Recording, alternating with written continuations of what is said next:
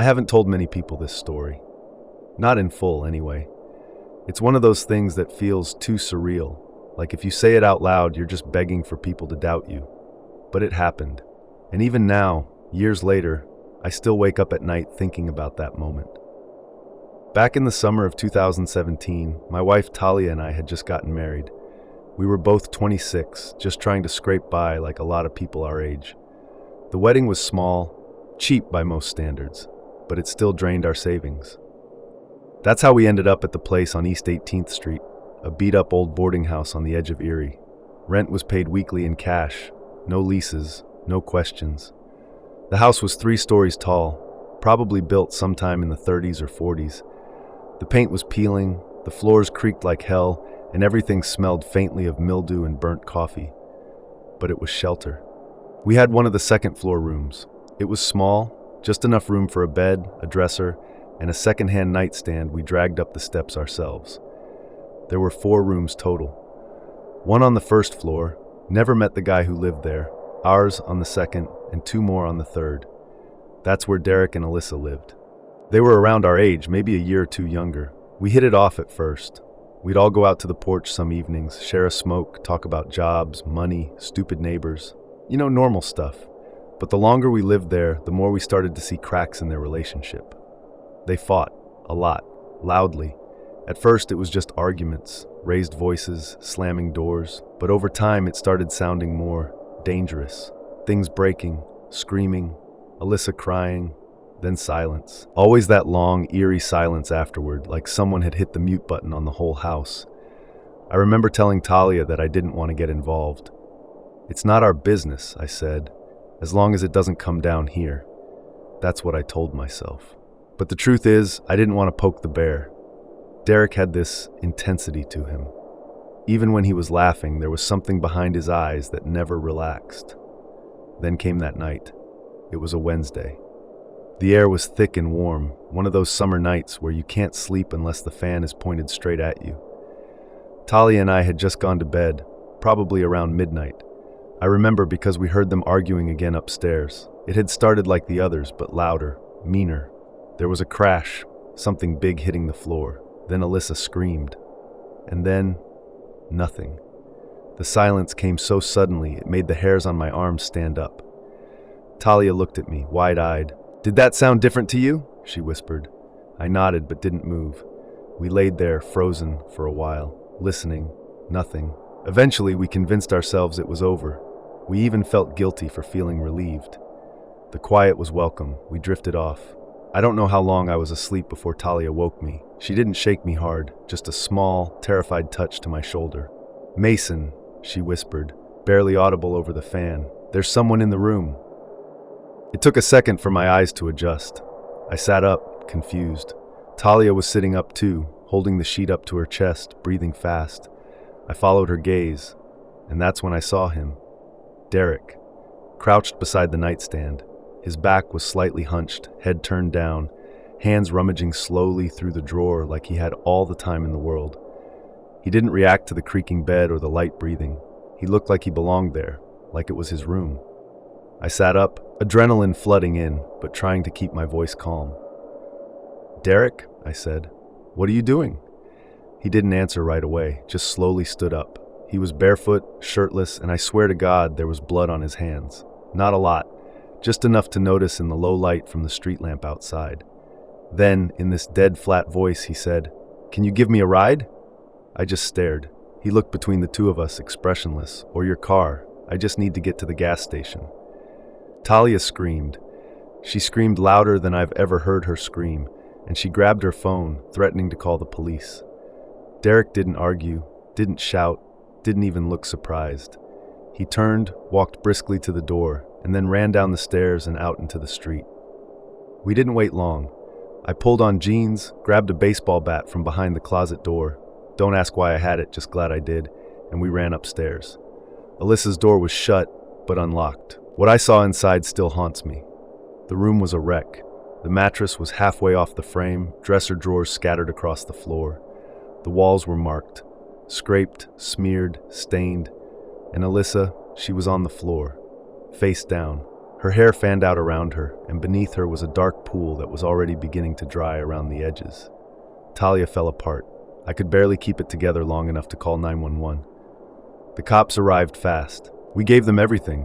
What we saw, what he said, what direction he ran. They fanned out through the neighborhood and found Derek less than a mile away, still barefoot, still running. He confessed within the day, said the fight had gone too far, said he lost it. But the worst part, the thing that still keeps me up, he told the officers he was on his way to get gasoline. His plan was to come back, torch the place, burn it all down, with Alyssa's body still inside. With us still inside, we were never part of the plan, until we saw him. We moved out the next morning, didn't even bother packing properly, just stuffed what we could into garbage bags and left.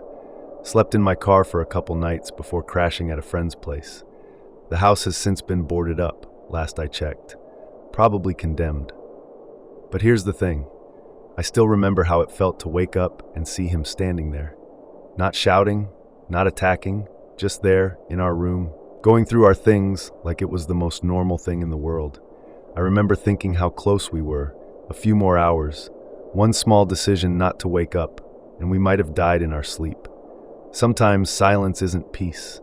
Sometimes it's the calm before the fire.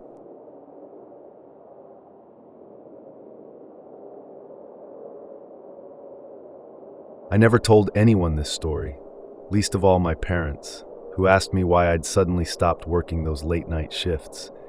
It wasn't until years later that I realized how lucky I'd been, how close I came to something unthinkable.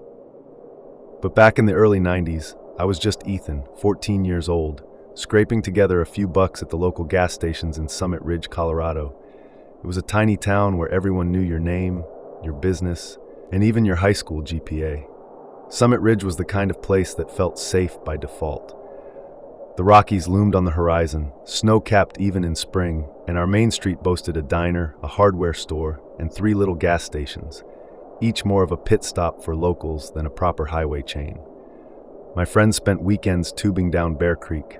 I spent mine stocking soda coolers and mopping behind the pumps. I liked the quiet, the hum of neon signs against the black Colorado sky, the way the cold air bit at your cheeks. I started when I was 14, way too young by any official standard, but no one cared. My parents knew the owners of all 3 stations, so they'd let me work a few hours most nights. I'd sweep, fill shelves, even ring up a pack of cigarettes for the occasional trucker. I'd never been behind the wheel of a car on my own, but I knew how to keep things running smoothly at the counter. And in a town like Summit Ridge, it wasn't unusual to see a teenager holding court at the register long past curfew. Mark was the part-time manager at the station I worked most. He was in his late 20s, quiet and easygoing, with a tendency to disappear into the back office for hours at a time. I never questioned it. He'd taught me to balance the till and to watch for counterfeit bills. Most nights, I'd be alone under the fluorescent lights, reading a paperback or doodling in my notebook until Mark re-emerged to cash me out. He never gave me a hard time. But one night, around 11 p.m., the shift felt different. The station was nestled on a bend of Highway 47, miles from the next junction. There weren't even headlights down that stretch most of the time. I was sitting on a stool by the counter, my feet swinging, the air smelling of gasoline and pine, when I noticed movement at the edge of the lot. A woman, alone, walking in from where nearly no one passed. No car lights streaking up the road. Just her, clad in a dark coat that seemed too heavy for the mild spring, dragging boots in the gravel. She pushed open the door, and the bell chimed in that hollow midnight way. I looked up, startled. I'd never seen her before. She paused under the harsh lights as though sizing up the store, then drifted down the aisles, her fingers brushing cans and candy bars like she was hunting for something. I remember the way her eyes caught the glow of the slushy machine, then darted to the register where I sat. Something about her felt off, but I couldn't say what. She lingered for several minutes, too long to pick up a soda, too fast to read the road map. Finally, she approached the counter. "My car broke down," she said, voice low and steady. "Can you give me a ride to Cascade Springs?" I blinked. I'd never heard of that town. It wasn't on any map I'd seen. I opened my mouth to answer when I heard Mark's footsteps behind me. He leaned against the doorframe, arms crossed. Her eyes flicked to Mark, and she swallowed. "Is he your manager?" she asked. Mark folded his arms tighter and shook his head at me, a silent warning. His tone was colder than I'd ever heard him speak. "He's too young, miss. I'm sorry, we can't do that." The pause stretched, her jaw clenched. I glanced at her phone pressed against her ear, saw the way one knuckle turned white with pressure. Then she cursed, softly at first, then louder. "You goddamn children," she spat, and stormed out. The door slammed behind her like a gunshot, and for a heartbeat the station was swallowed by silence. I was sure she'd drive off into the night to find help, but instead I saw her standing by the edge of the lot, shoulder slumped, her phone still glued to her ear. Moments later, headlights appeared around the bend, an old sedan pulling up beside her. The driver leaned out, handed her something I couldn't see, and without exchanging another word, she climbed in. The car roared away, leaving me blinking after their retreating taillights. My heart pounded so hard I thought the station might hear it. I never saw her face clearly that night, only her sharp silhouette against the road's glow. I told myself it was over. It was just some stranded woman, but I couldn't shake the image of her boots scuffing the gravel, the way she stared at me through the window. I couldn't shake Mark's expression, that hard shake of the head that warned me not to interfere. I clocked out early, got home, and lay in bed staring up at my ceiling, listening to the distant rush of the creek. Nearly a year later, I was half asleep on the living room couch. The TV flickered in the dark. A mugshot appeared, and something in my chest went ice cold. The anchor's voice said, "Angela Voss, arrested last night in connection with a series of murders." I sat bolt upright. The thin, dark-haired woman on the screen had eyes that bored right through me. Over the next few minutes, they showed crime scene photos, remote highways, broken down cars, techniques she used to lure victims, stalled engines, feigned distress. That was her.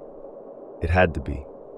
The woman who'd walked into my station at 11 p.m. exactly matched the photos I now saw on CNN. My stomach lurched. It occurred to me, with a jolt so sharp I could taste it, that she wasn't just stranded that night. She'd been shopping for prey. And I, a scrawny 14-year-old kid, had been right there at the counter.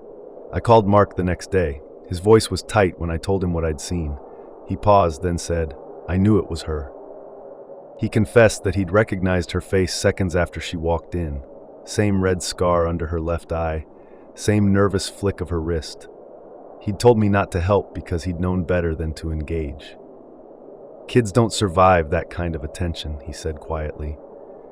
I never went back to those late-night shifts. I left Summit Ridge when I turned 18 and never looked back. But every time I drive a dark highway, every time I see a lone figure walking along the shoulder, I think of that night.